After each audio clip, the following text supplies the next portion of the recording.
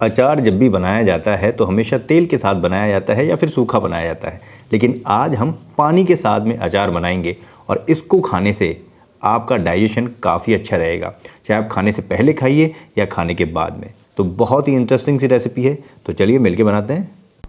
अगर आपको ऐसा लगता है कि मेरी वीडियो देख के आपके खाने में स्वाद आ गया है तो एक छोटा सा लाइक और सब्सक्राइब जरूर करें।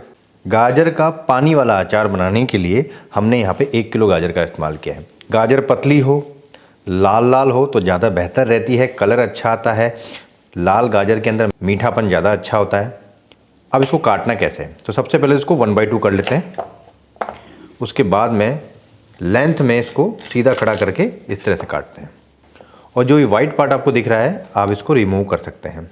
ये ऑप्शनल है, इसको ज़रूरी नहीं कि हटाना है, आप चाहें तो इसको रख भी सकते हैं। इसमें मीठापन नहीं होता ज़्यादा, इसलिए हम इसको हटा रहे हैं। और इस तरह से इसकी स्टिक्स काटेंगे। साइज़ आप पे डिपेंड करता है, फिंगर की आधी साइज़ है, ये साइज़ ज़्यादा बेटर रहती है। ये देखिए इस तरह से गाजर हम काट लेंगे। ज़रूरी नहीं है इसको इसी तरह से काटना, आप चाहें तो कोई दूसरा शेप भी काट सकते हैं, ज़्यादा बड़ी ना हो, बस इस बात का ध्यान रखना है। अब इसी तरह से हम सारी गाजर काट लेंगे। गाजर को मैंने अच्छी तरह से पहले पील कर लिया है, पील करने के बाद अच्छी तरह से वॉश कर लिया है।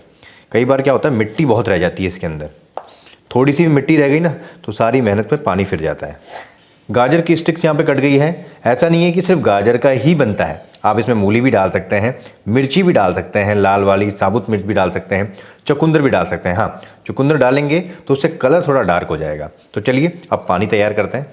अचार का पानी बनाने के लिए यहाँ पर राई का इस्तेमाल किया। वो सरसों नहीं करिए, राई कौन सी होती है, छोटी वाली होती है, और जो मोटी वाली होती है वो सरसों होती है। राई से ही फर्मेंटेशन होता है। 2 बड़े चम्मच मैं ले रहा हूँ।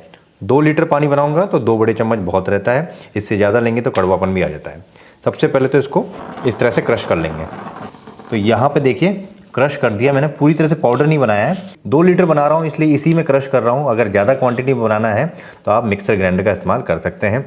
ये दानेदार होना चाहिए, पाउडर की तरह नहीं होना चाहिए। तो चलिए इसको सबसे पहले तो डालते हैं बाउल में। यहाँ पे एक मैंने बाउल ले लिया है।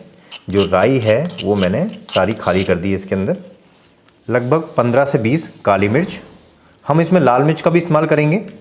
अगर आपको लाल मिर्च पसंद नहीं है तो सिर्फ और सिर्फ काली मिर्च का भी इस्तेमाल कर सकते हैं।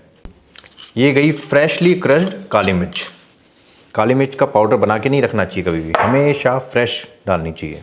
1 छोटी चम्मच अजवाइन। अजवाइन से क्या होता है, हाजमा सही रहता है और एक बहुत बढ़िया टेस्ट इसमें डेवलप होता है। अच्छी तरह से क्रश करके डालिए इसको। 1/4 छोटी चम्मच से भी कम हल्दी पाउडर, सिर्फ कलर उठाने के लिए, पीला नहीं बनाना, हल्का सा कलर बढ़िया आ जाए। कश्मीरी लाल मिर्च पाउडर अच्छे से कलर के लिए 2 छोटे चम्मच। इस अचार के अंदर सेंधा नमक का इस्तेमाल कर रहा हूँ, आप चाहें तो रेगुलर नमक का भी इस्तेमाल कर सकते हैं।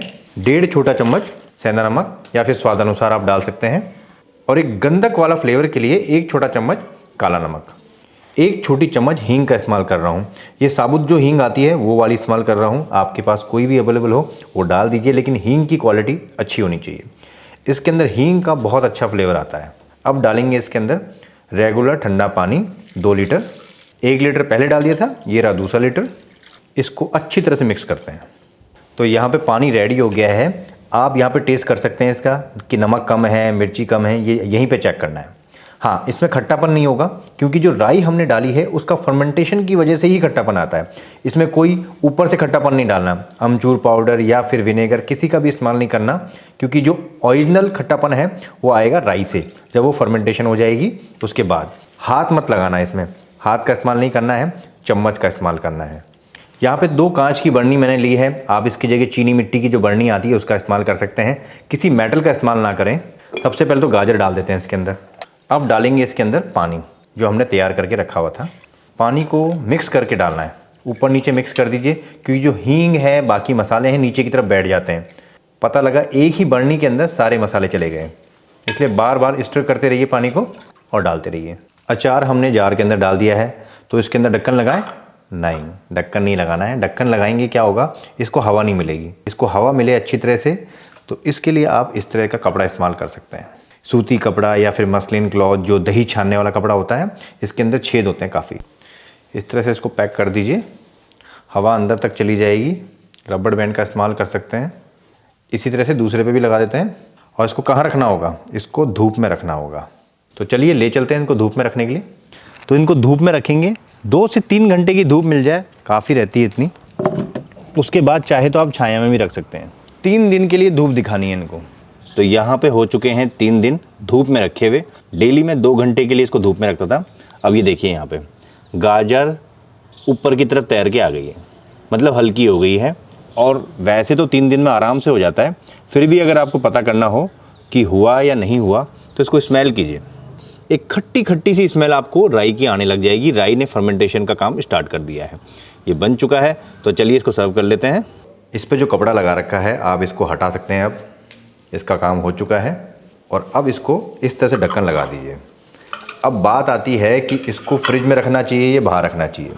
अगर आप इसको बाहर रखते हैं तो ये लगभग 10 से 15 दिन चलेगा, और वैसे भी 10 से 15 दिन में ख़त्म हो जाना चाहिए, इतना ज़्यादा है नहीं। डेली खाइए आप इसको, आपका हाजमा भी सही रहेगा, खाने का स्वाद भी बढ़ेगा, मुंह का जायका चेंज होगा। अगर दूसरा फ्रिज में आप रखते हैं इसको, तो जैसे टेम्परेचर बहुत ज़्यादा गर्मी हो रही है तो आप इसको फ्रिज में भी रख सकते हैं, तो 1 महीना 2 महीना भी चल जाता है। और ये धीरे धीरे करके इसकी जो गाजर है वो और गलती चली जाती है।